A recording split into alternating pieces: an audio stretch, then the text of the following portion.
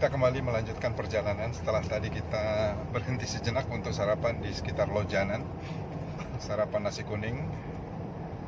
Sekarang kita sedang melanjutkan perjalanan, ini sedang melintas di Bukit Soeharto ya Pak ya? Ya, Bukit Soeharto, kurang lebih di sekitar kilometer berapa ini Pak? 40. Kilometer? 40. 40 ya, kurang lebih kilometer 40. Kita menuju Balikpapan. Jadi tadi malam sekitar jam setengah 11 kita berangkat dari Kutai Barat melalui jalur darat. Kenapa melalui jalur darat? Karena selama pandemi penerbangan ditiadakan dari Kutai Barat ke Balikpapan. Jadi dari Bandara Melalan di Kutai Barat ke Bandara Sepinggan Balikpapan itu sementara ditiadakan sampai batas waktu yang kita belum tahu sampai kapan. Jadi untuk yang akan ke Balikpapan dari Kutai Barat atau sebaliknya dari Kutai Barat mau menuju ke Balikpapan, satu-satunya jalur yang bisa ditempuh saat ini melalui jalur darat selain jalur sungai, melalui Sungai Mahakam ya Pak ya? Ya. Kalau jalur sungai masih ada ya? Masih Mahakam. Kapal ya. Itu berapa jam Pak kalau dari Melak? Melak sampai Samarinda aja itu berangkat jam 6 sore sampai Samarinda jam 10. 10 pagi ya. Jadi jam 6 sore tiba di Samarinda jam 10 pagi. Itu kalau menggunakan kapal kayu gitu ya Pak ya? Iya, kapal kayu. Kapal kayu jadi melewati Sungai Mahakam. Nah, kita melalui jalur darat. Hari ini saya ditemani oleh Pak Tatang. Beliau udah cukup lama berada di Kutai Barat. Dan yang menarik dari Pak Tatang adalah Pak Tatang ini aslinya dari daerah Jawa Barat, tepatnya dari Lembang ya Pak. Ya. Daerah Lembang. Persisnya dari mana Pak Tatang? Persisnya kalau ini Bapak kan Jalan Cagak saja lah. Jalan Cagak, berarti Ya. Bapak udah masuk Subangnya ya? Ya, Jalan Cagak lah. Oke, jadi Jalan Cagak itu kalau dari arah Ledeng itu melewati Lembang, terus turun Ciater masih terus lagi kan Pak ya? Iya, dekat Jalan Cagak. Oke, berarti Bapak udah masuk Kabupaten Subang, Nah, sudah bukan masuk Kabupaten Bandung. itu aja satu. Nah, Pak Tatang itu merantau sekitar tahun 90-an, memutuskan keluar dari Subang, pindah ke Balikpapan. Pak Tatang boleh ceritakan kembali Pak, ketika itu awal mulanya Bapak bisa hijrah ke Balikpapan, gimana Pak ceritanya Pak?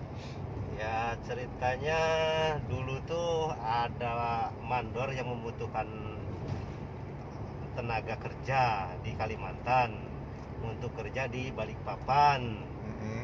Itu sekitar 80 orang dari Jawa Barat berangkat menuju Balikpapan. 80 orang. 80 orang itu pas nyampe ke Balikpapan 2 minggu sebelum Lebaran. Nah, ternyata si mandornya yang satu sudah bawa uang duluan, yang satu harus bertanggung jawab. Maksudnya membawa uang tuh membawa kabur ya? Iya, membawa kabur. Jadi mandor itu rupanya mandor nakal. Iya. Nah, yang 80 orang ini suruh bayar utang. Oh. Nah, dia enggak mau.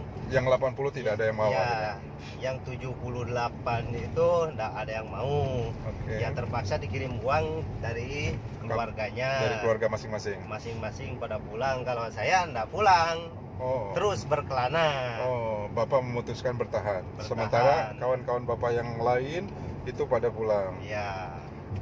Bapak berkelana melanjutkan petualangan Bapak dari.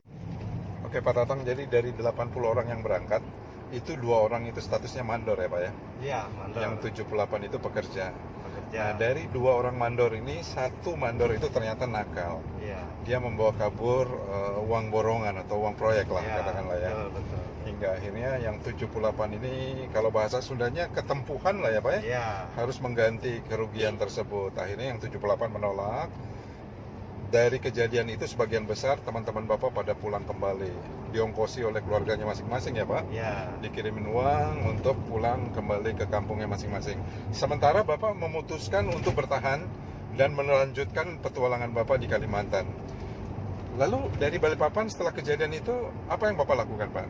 Saya ke Grogot dulu. Tanah Kuaro. Grogot. Tanah Grogot. Ya, Nyebrang. nyebrang ke Tanah Grogot ya. Ya pengen tahu kan, Ya. pengen tahu keadaan Grogot kayak apa. Oke. Gitu. Saya Terus? ke sana, habis di sana nggak ketemu, balik lagi saya memutuskan ke Kutai Barat. Nah di Kutai Barat saya ketemu sama kontraktor. Nah akhirnya saya ikutan kerja jadi helper. Kontraktor perkebunan. Ya perkebunan buka lahan sawit CT Agro. Jadi itu kontraktor land clearing lah ya, kontraktor LC ya. Ya Akhirnya Bapak ditawari untuk bekerja di kontraktor tersebut ya. sebagai helper alat berat, Alat berat. doser. Doser. Mulai saat itu Bapak akhirnya berprofesi sebagai helper doser. Ya. Berapa lama tuh Pak? 1 tahun lah. 1 tahun. Setelah 1 tahun, Bisa langsung saya diangkat. oke. Jadi Bapak 1 tahun menjadi helper doser, belajar bagaimana mengoperasikan doser yang baik dan benar hingga akhirnya Bapak bisa dan diangkatlah Bapak menjadi operator, Tuh. membawa sendiri doser. Ya. Jadi katakanlah naik pangkat ya Pak ya. Naik pangkat lah. Jadi setahun Bapak naik pangkat dari helper jadi operator. Maka semenjak itu akhirnya Bapak menjadilah operator doser Ya. di kontraktor yang sama, di kebun yang sama. Tuh. Kebunnya kebun apa Pak waktu itu Pak? CT Agro Pak.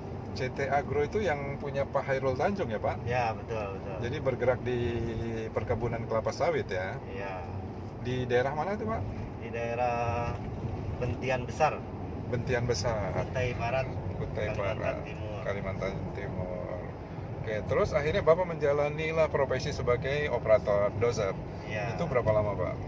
Ya mungkin sekitar 1,5 tahun.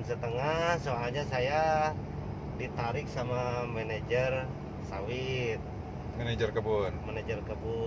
karena dia sangat membutuhkan saya dan Oh. saya diminta sama mandornya untuk bekerja jadi driver di sawit, perkebunan sawit. Setelah berapa tahun menjadi operator tuh Pak tawaran itu? 1,5 tahun. 1,5 tahun.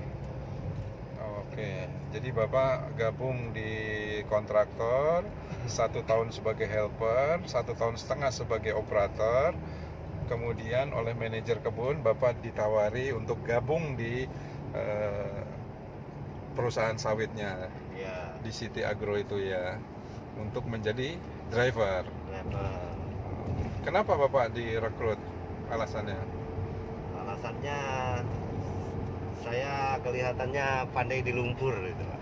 Pandai membawa kendaraan di Di lumpur. lumpur. Dan kebetulan medan kebun yang City Agro punya itu kebanyakan lumpur ya Pak ya, Iya. rawa ya, Iya, gambut Pak. gambut. Oke, Bapak dianggap wah ini lihai nih bawa kendaraan di medan berlumpur ya. Akhirnya Iya. Bapak ditariklah menjadi driver. Maka semenjak itu Bapak menjadi karyawan tetap City Agro Pak ya. Ya, Oke. karyawan tetap CT Agro. Tugas Bapak apa saja di dalam City Agro itu Pak? CT Agro itu saya bawa manajer, bawa ambulan waktu itu. Bawa manajer tuh maksudnya Bapak menyupiri manajer ya, menyupiri menjadi manajer. drivernya manajer. Kemudian juga menjadi driver ambulan Ambulan. milik City Agro. Ya, Ambulan itu khusus untuk karyawan atau untuk masyarakat juga Pak? karyawan juga, masyarakat juga. Oh, jadi bisa juga melayani masyarakat di sekitar kebun ya Pak? Iya, betul. Oke, terus berapa lama Bapak menjadi driver di City Agro? Driver di situ sekitar 3 tahunan. 3 tahun berprofesi sebagai karyawan, sebagai driver di City Agro. Lalu perjalanan berikutnya Pak? Perjalanan berikutnya saya keluar mengundurkan diri. Dari City Agro? Iya, dari CT Agro. Kenapa Pak? Ya, pengen keluar aja, sudah Merasa cukup lah ya di cukup situ? lah gitu. Oke. Jadi total masa bakti Bapak di City Agro itu berapa tahun totalnya Pak? Dari mulai pembukaan lahan sampai ini tuh sekitar 6 tahun. 6 tahun di City Agro ya. Ya, Terus akhirnya Bapak memutuskan untuk resign ya. dari City Agro. Lalu setelah resign dari kebun City Agro, Bapak ke? Lari ke travel. Oh, akhirnya pindahlah, mulai meniti karir di travel Travel di Kutai Barat. Kutai Barat.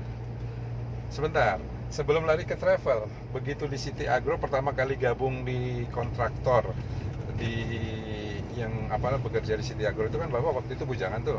Ya, Masih bujangan kan waktu gabung awal? jangan. Jangan. Ya, lari ke travel aja. Lari ke travel, Ya. baik. Terus Lari ke travel. Ya, sampai sekarang jadi profesi supir travel. sampai saat ini. Iya.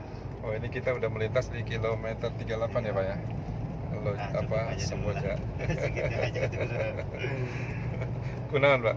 Hah? Kunaon Pak? Nggak apa-apa, cukup aja segitu.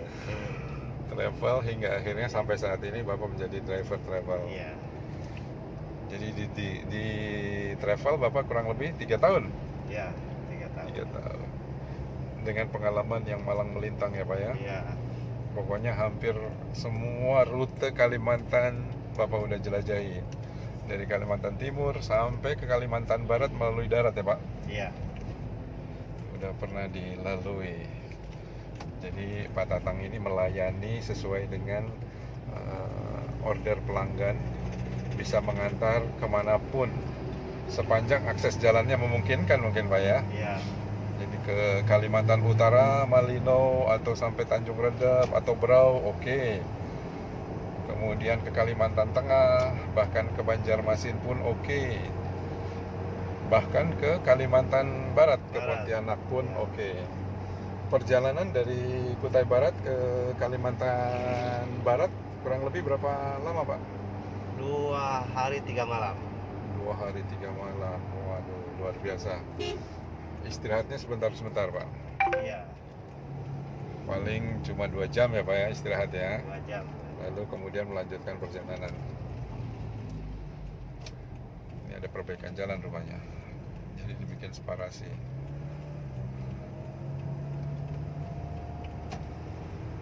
Nah setelah saat ini Bapak putra jadi berapa Pak? 3. 3 ya. Buah dari perjuangan Bapak di Kalimantan udah memiliki 3 orang putra. Dan 3-tiganya putra ya Pak. Ya. Yang satu sudah kuliah di Bandung, Ya. di Unpad. Yang 2 masih di Balikpapan bersama dengan Bapak. Ya. Yang 2 itu satu SMA, yang satu? Yang satu baru masuk SMP. Oh, yang satu baru masuk SMP. Yang satu 4 tahun. Yang satu masih ada balita 4 tahun. Jauh ya jaraknya Pak. Ya. Agak telat, tapi nggak apa-apa. Jadi nanti ada yang nemanin ibunya Iya. di rumah. Menarik pengalaman Pak Tatang, luar biasa. Perjuangan yang lumayan berat, tapi pada akhirnya menghasilkan sebuah kesuksesan. Beliau bertahan di kerasnya kehidupan Kalimantan dan alhamdulillah sudah berhasil, sudah membangun keluarga dan juga sudah memiliki putra. Insya Allah Pak Tatang sukses terus Pak Tatang Amin, amin. dan sehat selalu. Kapan rencana pulang nih Pak ke Lembang, ke Subang? Mungkin tahun baru ini, Pak. Ada rencana tahun baru ya Tahun Pak? baru, tahun baru. Dengan keluarga ya Pak? Iya. Ada acara khusus atau hanya ingin tahun baru di Subang Pak? Ada yang harus diselesaikan. Oh, ada sedikit urusan keluarga yang harus diselesaikan. Kebetulan kedua orang tua Pak Tatang sudah almarhum ya Pak ya? Iya. Tapi kalau mertua dari keluarga orang tua dari istri sih masih ada ya Pak, alhamdulillah ya. Sama saudara-saudara. Sama saudara-saudara masih ada. Jadi istrinya Pak Tatang ini asli orang Kutai Barat, tepatnya di Linggang Bigung ya Pak. Ya. Orang Linggang Bigung asli. Jadi orang Subang merantau ke Kalimantan, lalu dapat jodoh orang Kalimantan. Akhirnya menetap di Kalimantan. Karena Pak Tatang sudah investasi rumah di Balikpapan. Jadi mungkin nantinya menetap di Balikpapan barangkali ya Pak? Iya, mungkin balik Bapak. Atau ada keinginan suatu saat pindah ke Subang? Ya, kalau Maksudnya pengen- kebayang nggak kepikiran bahwa nanti pengen masa tuanya di Subang atau enggak lah di Balikpapan aja gitu? Enggak pengen. Enggak ya, Ya, sini ya. tetap di Balikpapan lah ya. Ya. Itu sekilas perjalanan dari Pak Tatang. Semoga Pak Tatang dilancarkan setiap usahanya, sukses terus dan sehat selalu ya Pak Tatang. Amin, amin. Nah, buat teman-teman yang kebetulan ada di Balikpapan yang membutuhkan jasa transportasi, khususnya kalau Pak Tatang ini bermain di kendaraan jenis Innova. Jadi kalau teman-teman landing di Sepinggan, Balikpapan, lalu mungkin pengen ke Melak atau ada keperluan ke Melak, butuh kendaraan, bisa menghubungi beliau di nomor berapa Pak Tatang? 0852 4977 0314. Boleh diulangi pelan-pelan Pak? 0852 Iya. 4977 Iya. 0314. 0314. Nah, itu nomor Pak Tatang yang bisa dihubungin 24 jam, nomor tersebut aktif. Soal harga nih Pak Tatang, barangkali teman-teman ada yang ingin tahu. Pak Tatang, berapa harga kalau rental kendaraan milik Pak Tatang seperti ini dari Balikpapan ke Kutai Barat berapa Pak? Kalau dari Balikpapan ke Kutai Barat itu 15. 15. Kalau regulernya 350 plus Oh. makan satu kali. Oke, jadi selain rental, itu Pak Tatang juga melayani regular trip. Jadi regular trip itu umum ya, jadi bisa beberapa penumpang naik pada jadwal yang sama. Itu 300.000 mendapat makan satu kali ya Pak? Ya, Oke. 350. 350.000 makan satu kali. Sudah sampai itu dari Balikpapan ke Melak atau ke Kutai Barat. Sementara kalau rental itu 1.500.000 dari Balikpapan ke Kutai Barat atau sebaliknya dari Kutai Barat ke Balikpapan. Sudah include bensin ya Pak? Ya, sudah itu. Sudah ya. Pokoknya tinggal duduk manis. Tinggal duduk. Sampailah di tujuan. Oke teman-teman, kurang lebih seperti itu sekilas tentang Pak Tatang. Jadi bagi yang membutuhkan jasa Pak Tatang ketika ada di Balikpapan atau ketika ada di Kutai Barat, hubungi nomor telepon beliau yang tadi. Khusus Pak Tatang untuk unit jenis Innova. Atau Pak Tatang bisa juga melayani unit-unit yang lain Pak. Misalnya ada yang butuh Triton. Bisa. Bisa diusahakan Bisa. ya. Pajero, Fortuner juga bisa melayani. So hubungi nomor Pak Tatang teman-teman yang kebetulan melintas di Balikpapan. Sementara cukup sekian vlog sekilas tentang Pak Tatang. Jumpa kembali di vlog-vlog berikutnya di Sadut Channel. Bye bye. Terima kasih Pak Tatang.